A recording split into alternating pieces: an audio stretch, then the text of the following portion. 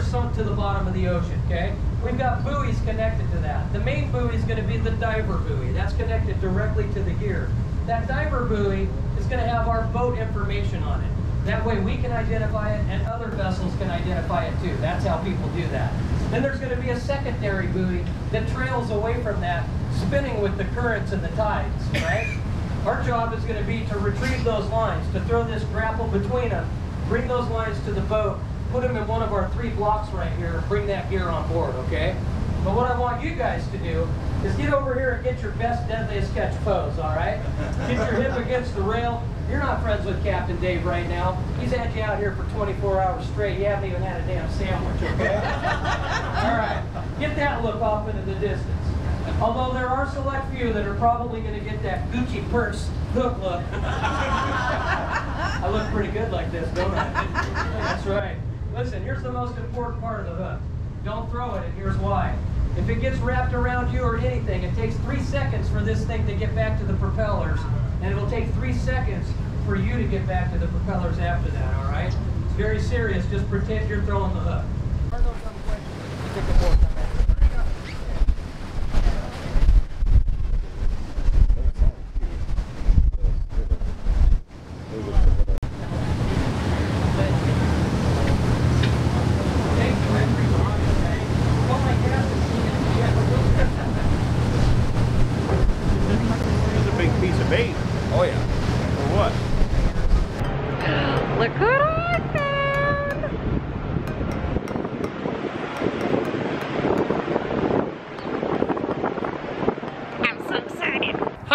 I'm Matthew. And I'm Susan. Together we love to travel. One of our favorite places to be is aboard a Norwegian ship at sea. Good food, drinks, and friends. Make a relaxing trip indeed. So come along with us as we let the sea set us free.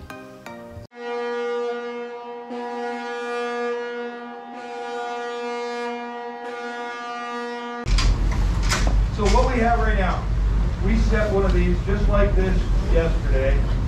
We're going to haul it back, and then we are going to set this around. So if we catch any fish, I'm just going to put them here on the deck, and I'm going to ask you guys to stay in your seats until we get that one back in the water, and then we'll share what we caught. All right, buoys are coming. Buoys are coming. You guys ready to go fishing?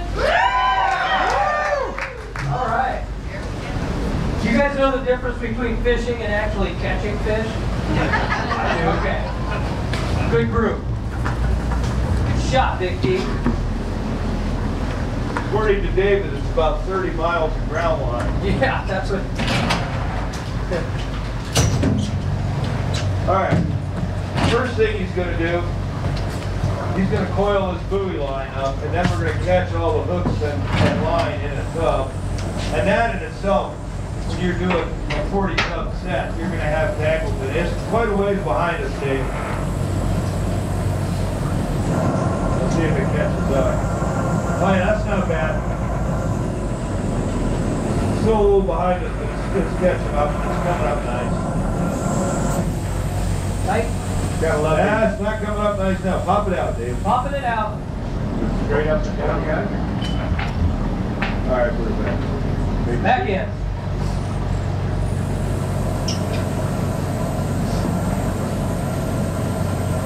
Where's it at, Big D? It's still behind us a little bit, but not very bad. I think it's plenty runnable right here. And it's coming up now. Normally, I would have a set of controls right here, and I would be running the boat because I can see the line. He can, but seems that we're only running 25 hooks per whack. It's a little overkill. All right, we got gear coming. Here come the hooks.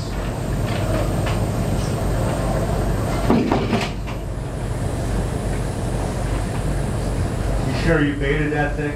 Yep. Bait back. That's a good sign.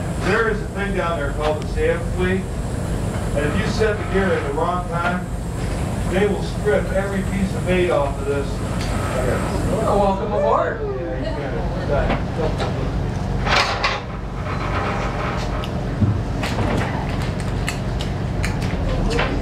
Got a little bit of a tangle coming down. Okay.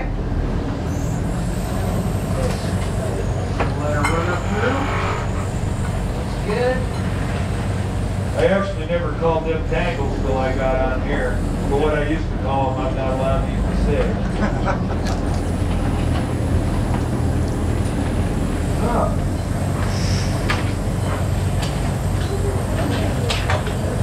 That's a cool fish. We'll tell you in a minute what that guy is.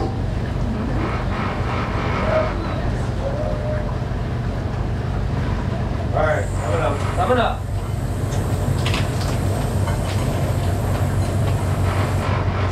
Fish and chips for everybody, huh?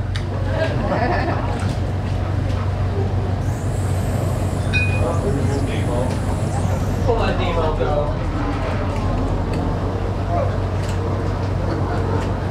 That's called a little sculpin. We actually put those back in pretty quickly.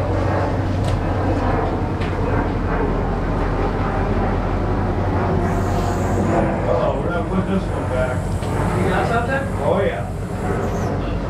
We need some help. Oh yeah, okay. Oh geez, get your cameras ready. 1, 2, 3.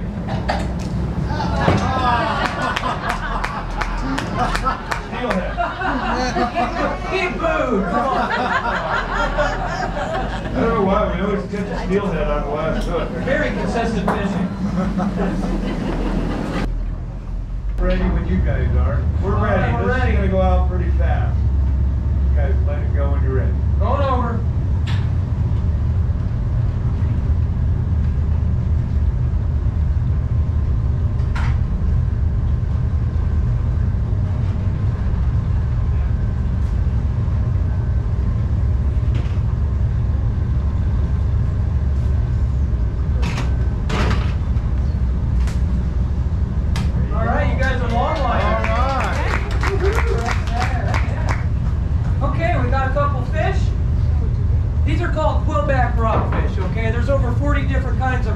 Down below us.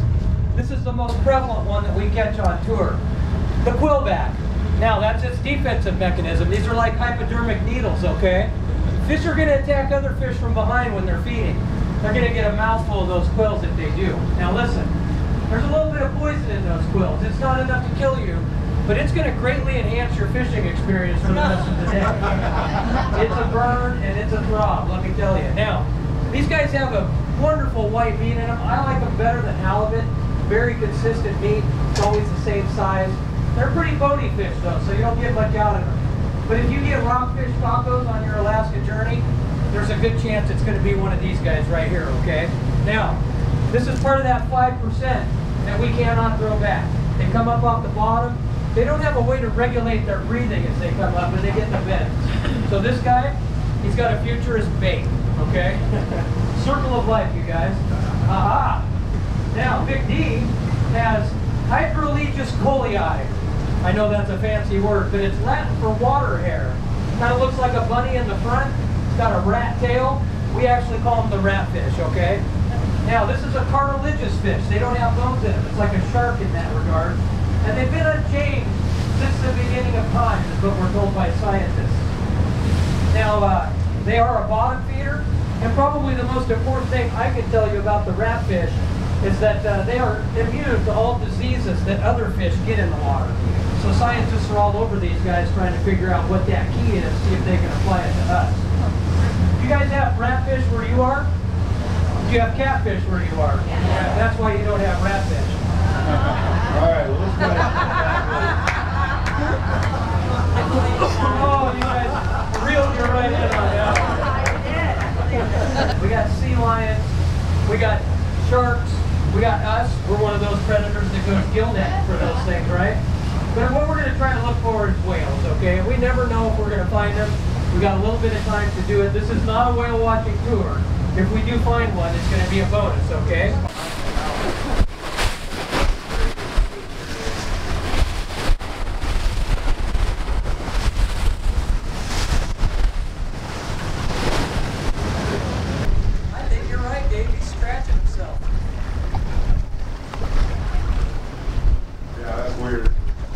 Bears go up to trees and do that back thing. Whales do that against boats. They do it against reefs. Scratch themselves.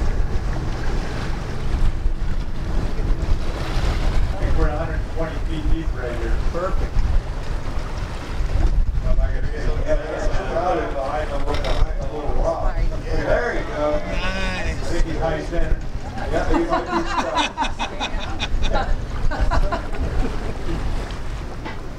The cost of the whale watching tour will be automatically added to your bill. He's still back there below us behind that rock. On this side now. Oh yeah. Yep, there he is, yeah. Now I've heard, I don't know if this is what he's doing or not, but I have heard that they'll come up the rocks like that, there's food, and try to rub barnacles off themselves.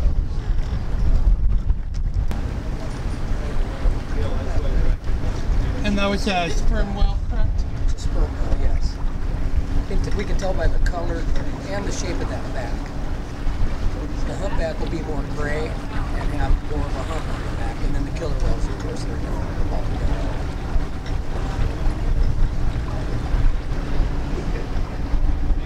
The village of Metlakatla is just... There he is. Oh, there it is. The village of Metlakatla is about 16 miles from here to the stern of the boat.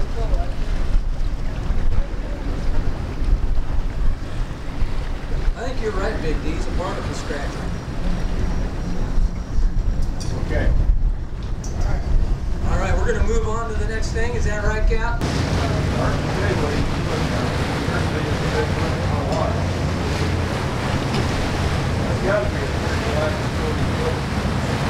Yeah, that's a big whale.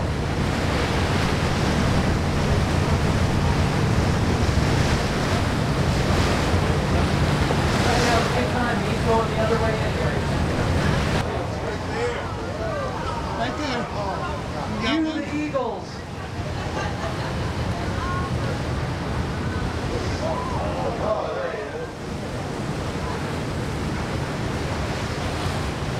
Okay, we might see some eagles.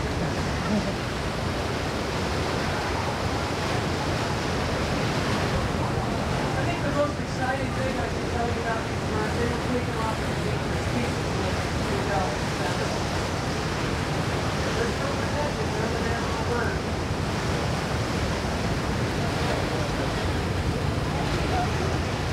It's starting to be like a Walker Hitchcock film.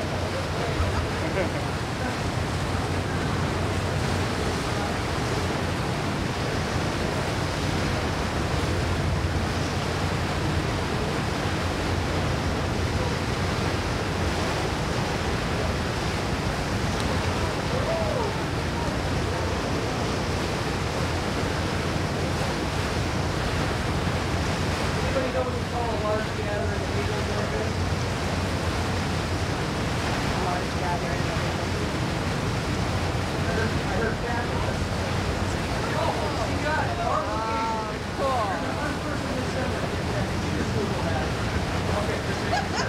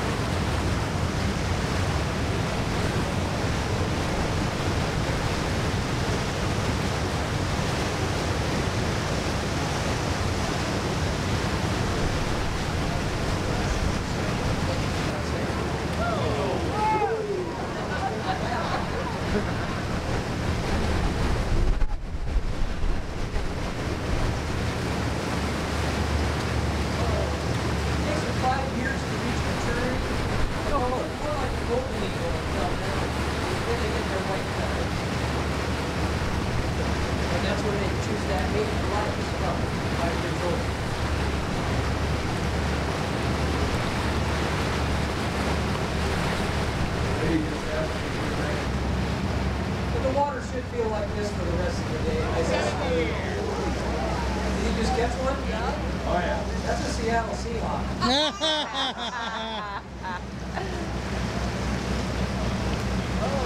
We find that the ones that can't catch them are from Philadelphia. You got some Philly fans on board today. You're in Seahawk country, sorry.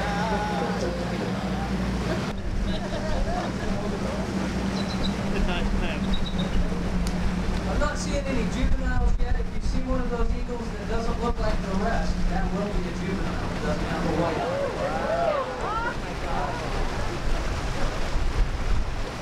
I'm going to give you a pro tip. If you have slow-mo, on your camera or your iPhone. Switch into that mode, film some of these birds. You can take screenshots out of that. You'll be amazed.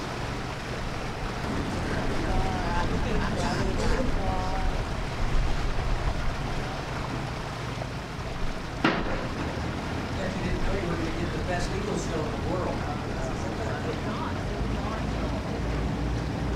Again, we're allowed to do this because we're in those Fisherman waters. They have their own regulations. It's illegal to feed eagles anywhere else in the country, except for right here and us. They let us do this. It's quite a blessing. If I can tell male from female, but really the only difference is size, and it's just incremental. A female's just a few pounds heavier. Other than that, they're identical. And they do mate for life. Yes. They lay eggs at multiple times of the year, too. They usually do them 75 days apart. All right, I'm going to start throwing some bait here. Like he says, he has slow motion. It's kind of cool when they all come out of the water.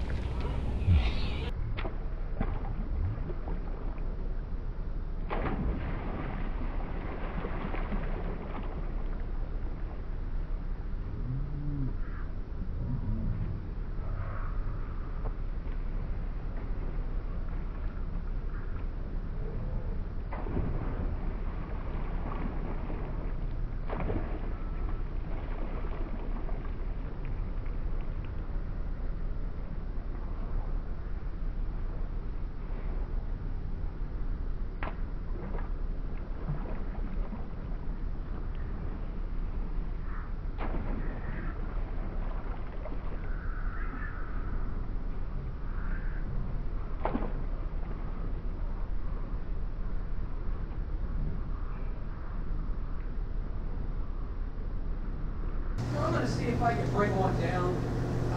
Take a herring from me. Got one I can have, baby.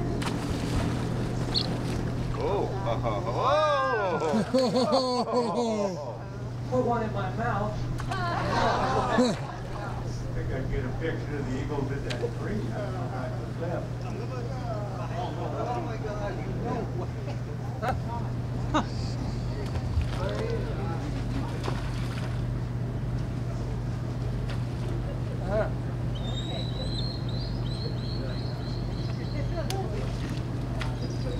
That ain't happening, you guys. Come on.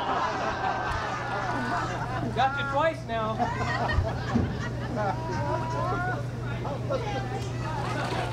Yeah, someday I'm going to lose my lips. It's worth it for now.